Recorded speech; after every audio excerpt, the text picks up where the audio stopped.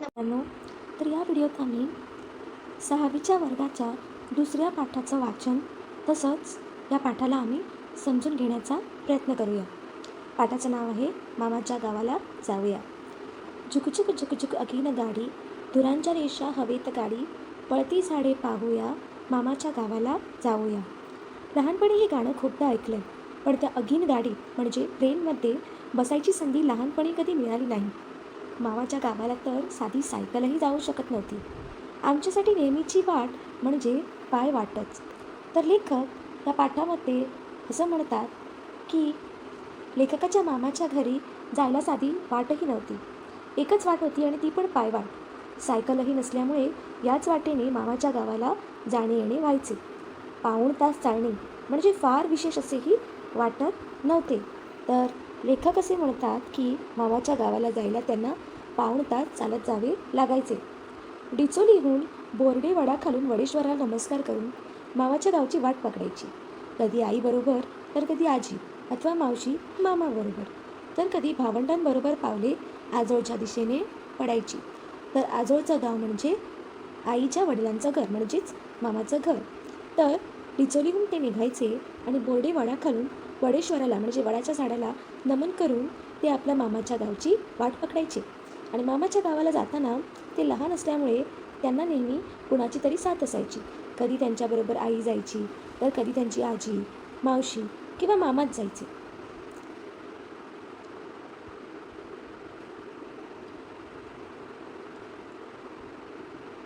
आता बघूया पान क्रमांक 8. वडाकडून निघाले की 10 मिनिटात 2 छोटे ओहोळ लागायचे. त्यांना लोक वाळोली म्हणायचे.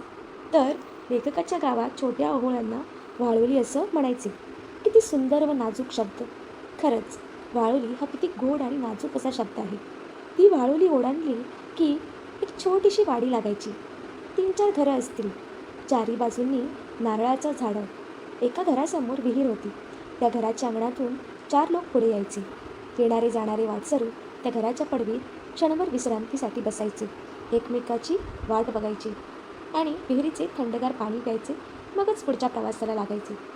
तर लेखक असे म्हणतात की मामाच्या गावाला जाताना 2 छोटेसे ओहोळ, ज्यांना त्यांच्या गावात वाळोली असं म्हणायचे, ते लागायचे. ती वाळोली ओलांडली की त्यांना एक छोटीशी वाडी लागायची. त्या वाडीत 3-4च घरं होती. त्या घरासमोर एक विहीर होती. मग चालत चालत जाऊन जी लोक अतिशय त्यांना थकवा जाणायचा, ते विश्रांतीसाठी क्षणभर त्या घराच्या पडवीत बसायचे आणि जी लोक मागे राहिली त्यांची ते वाट बघायचे. आता ही वाट बघल्यानंतर जेव्हा ते पुढच्या प्रवासाला लागायचे तेव्हा त्यांना दुसरी वाळोली म्हणायची. मग छोटीशी चढण. गावच्या सीमेवर दगडांची एक रास होती. सीमेवरचा राखणदार गावाच्या रक्षणासाठी तेथे असतो असं सर्वांची श्रद्धा. आता प्रत्येक गावात त्यांचा एक राखणदार असतो. तसंच याही गावात जिथे दगडांची रास होती तिचे त्या गावचा राखणदार असतो अशी लोकांची श्रद्धा होती. मामाच्या गावची वाट म्हणून ती वाट प्रिय होतीच, पण ती वाट रानमेवा ह्या मिळेल म्हणूनही लोकांना खूप प्रिय होती.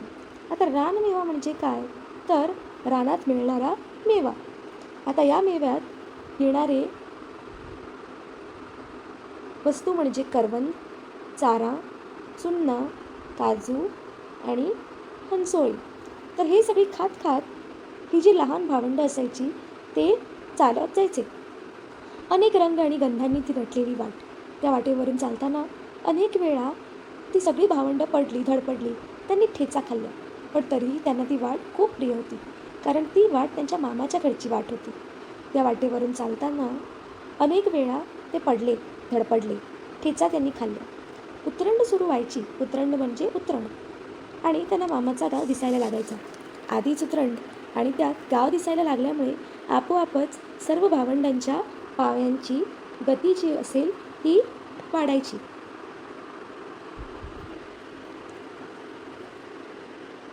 आता आम्ही बघूया पुढच्या पानावरचं लिखाण.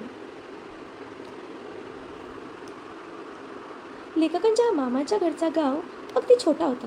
तो फार मोठा नव्हता, पण तरीही 3 वाडे. वरचा वाडा, मधला वाडा आणि खालचा वाडा.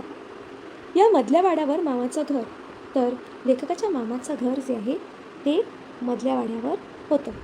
चिरेबंदी नव्हे, मातीचेच, पण भले मोठे.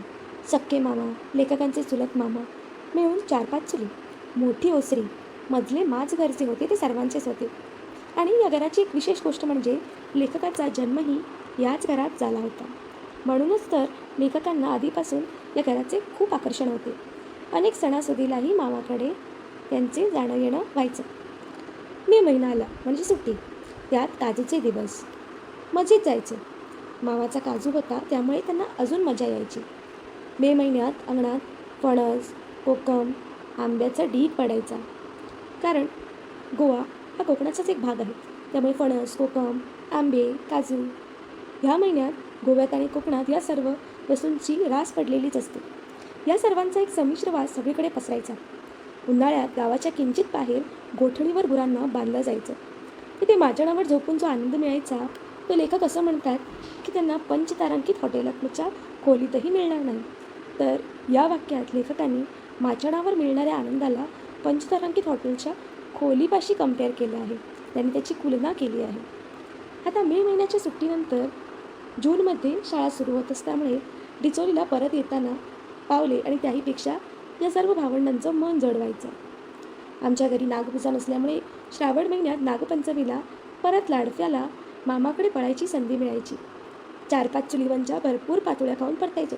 आता लेखकाच्या घरी नागपंचमी साजरी होत नसे, त्यामुळे ती साजरी करण्यासाठी लेखक पुन्हा आपल्या मामाच्या गावी म्हणजे लाडफ्याला पळायचे. आणि 4-5 चुलीवरच्या म्हणजेच त्यांचे सख्खे मामा, चुलत मामा या सर्व घरांच्या भरपूर पातोळ्या त्यांना खायला मिळायच्या. दिवाळीत उंच झाडावर लटकलेला आकाशकंदील, गुऱ्यांच्या गळ्यात बांधण्यासाठी झाडाच्या सालीपासून तयार केलेले रंगवलेले गोंडे, गवतांच्या काड्यांपासून बनवलेली टोपी आणि इतर वस्तू सारं कसं लखलखीत आठवते. तर लेखकांना या सर्व गोष्टी अतिशय लख्खपणे आठवतात, ज्या त्यांनी आपल्या लहानपणी बघितल्या होत्या. आता डिसेंबर आला की कडाक्याची थंडी सुरू व्हायची आणि आम्हाला वेध लागायचे ते काल्याचे, जे लेखकाला फार आवडायचे. आता काला हा शब्द गोव्यामध्ये खूप मोठ्या प्रमाणात वापरतात. काला म्हणजेच गोव्यातली जत्रा. काल्याच्या दिवशी लेखक असे म्हणतात की मामाचं घर एकदम भरल्या गोकुळासारखं वाटायचं, कारण सर्व त्यांची भावंडं, सर्व मामा मावशी एकत्र असायचे. काल्याच्या दिवशी संध्याकाळी लेखक देवळाकडे घेऊन ठोकायचे आणि ते जाई तोपर्यंत छोटी छोटी दुकानं मांडली जायची. मामा मोचेमाडकर दशावतारी मंडळी गावात दाखल झालेली असायची. आता मामा मोचेमाडकर दशावतारी मंडळ म्हणजे रात्री नाटक सादर करणारी मंडळी. संध्याकाळी खिशात पैसे नसायचे. रात्री कालेला जाताना मामा मावशा लेखकांना आणि त्यांच्या भावंडांना पैसे द्यायच्या. फक्त 5 रुपयातही त्यांचा मस्तपणे काला साजरा व्हायचा. वांगणी शेतीमुळे कड्याक्याची थंडी असायची. एखादं गरम पांघरून गुंडाळूनच देवळाकडे जायचं. तर त्यावेळी स्वेटर जॅकेट्स वगैरे नसायचे. मग लेखक आणि त्याची इतर भावंडं गरम पांघरून गुंडाळूनच देवळाकडे निघून जायचे. तोपर्यंत दशावतारी मंडळी जेवून झोपलेली असायची, कारण त्यांना मध्यरात्री उठून नाटक सादर करायला लागायचं. साधारण 11-12 वाजता ते रंगभूषा करण्यासाठी बसायचे. प्रत्येकाकडे स्वतःचे रंगभूषेचे साहित्य म्हणजे मेकअपचे साहित्य असायचे आणि ते आपली रंगभूषा स्वतःच करायचे. ते दुसऱ्यावर अवलंबून नव्हते. रात्री रंगभूषा करून आपली भूमिका सादर करायची आणि दिवसा एका गावातून दुसऱ्या गावावर डोक्यावर आपलं सामान सुमान घेऊन ते चालत जायचे. आता लेखकाच्या गावात तेव्हा वीज ही अजिबात नव्हती, ध्वनिक्षेपक नव्हते, पडदे नव्हते, पण नाटकांची मजा काही औरच होती. आता त्या काळी इलेक्ट्रिसिटी नव्हती, ध्वनिक्षेपक म्हणजे स्पीकर्स नव्हते, पडदे म्हणजे कर्टन्स नव्हते, पण तरीही नाटक जे सादर करायचे ते बघताना त्या काळच्या लोकांना खूप मजा यायची. आता लेखकांनी पुढच्या वाक्यात एक छानसं वाक्य लिहिलं आहे, ते म्हणजे रात्री राजा आणि दिवसा डोक्यावर बोजा, असंही त्यांना गमतीनं म्हटलं जायचं. खरोखरच त्या कलाकारांनी आमचं बालविश्व सुखद समृद्ध केले. आता लेखकांनी नाटक सादर करणाऱ्या मंडळींना रात्री राजा आणि दिवसा डोक्यावर बोजा म्हटलं आहे, कारण जेव्हा ते रात्री नाटक सादर करायचे तेव्हा त्यांच्या त्या सादरीकरणावर लोकांचा टाळ्यांचा कडकडाट पडायचा. पण जेव्हा नाटक संपायचं तेव्हा हीच मंडळी आपलं सर्व सामान घेऊन, आपले कॉस्ट्युम्स, आपले रंगभूषेचं साहित्य घेऊन ते एका गावातून दुसऱ्या गावावर निघून जायचे आणि हे सर्व सामान ते डोक्यावर एका मोठ्याशा बॅगमध्ये भरायचे, ज्याला आपण बोजा असं म्हणतो. म्हणून त्यांना रात्री राजा आणि दिवसा बोजा असं पण म्हटलं आहे. आता खिशातल्या 4-5 रुपयात आम्हा मुलांची म्हणजे लेखकांची आणि त्यांच्या भावंडांची मनसोक्त खरेदी व्हायची.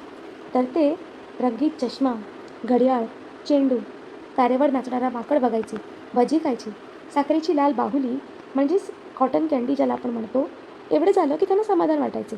पहाटे 4:30 आणि 5 वाजता हे नाटक जे आहे ते संपायचं. सर्व मुली आणि काल्याला आलेल्या नातलगांसाठी आजी खाज्याच्या पुड्या घेऊन यायची. आज कॅशलेस व्यवहाराची चर्चा आहे. कॅशलेस व्यवहार म्हणजे नोट किंवा पैसे न देता व्यवहार करणे. म्हणजे जसं आपण जीपे, पेटीएम वापरतो ऑनलाईन पेमेंट, तसाच हा प्रकार. तर लेखक म्हणतात की त्यांची जी आजी होती ती हा कॅशलेस व्यवहार 50-60 वर्षांपूर्वीच करायची. कारण खाजा विकणाऱ्या दुकानदाराला मे महिन्यात काजू द्यायचे असा अलिखित व्यवहार होता.